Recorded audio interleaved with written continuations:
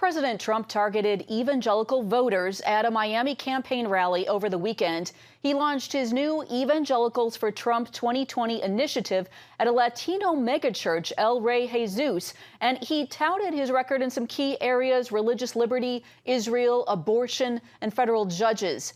Many believe that the president's choice of a Spanish megachurch as his venue is an attempt to reach Latino evangelicals in particular.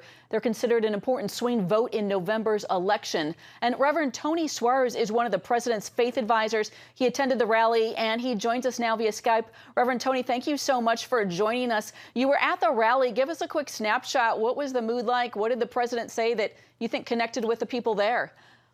Well, I think, like Reverend Rodriguez said, it was a brilliant move that President Trump would begin 2020 at a Latino church.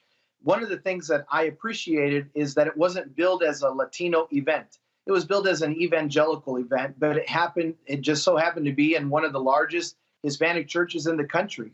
And there was worship, there was praise, there was prayer, declarations, prophecies. It was just a wonderful time expressing our Christianity and our support for President Trump. 5,000 in the building, several thousand outside.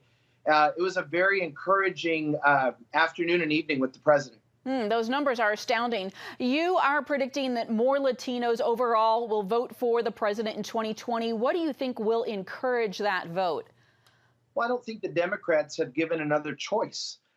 President Trump enjoyed a large number of Latino voters in 2016, more than what anyone suspected. And as 2020 rolls around, the Democrats, in my opinion, haven't really done anything to sway the Latino vote. If you look at Joe Biden, Latinos still remember the failed promises of the Obama era.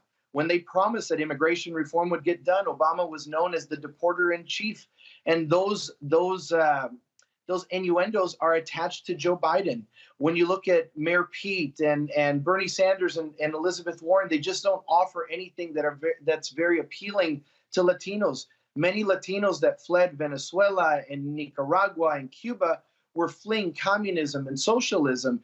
And hearing Bernie Sanders and AOC and their other supporters that tout socialistic ideas bring fear into the heart of Latinos.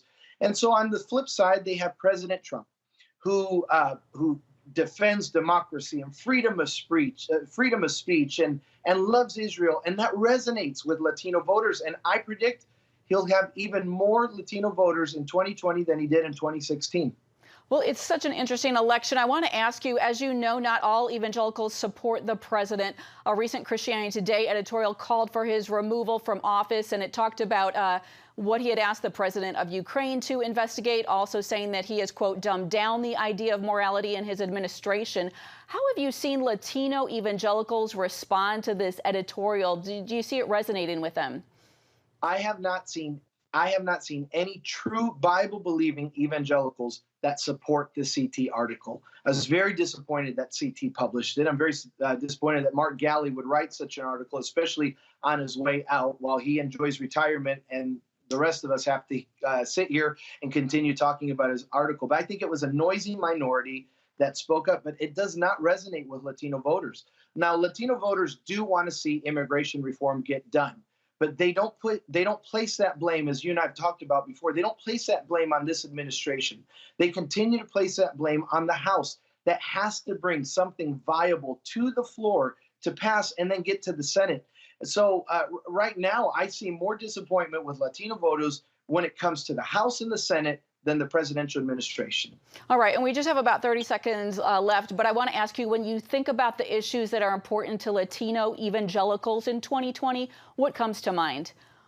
The economy, education, continued criminal justice reform, and immigration reform, which includes border security. All right, Reverend Tony Suarez, it's going to be an interesting year. Thank you for your time right now.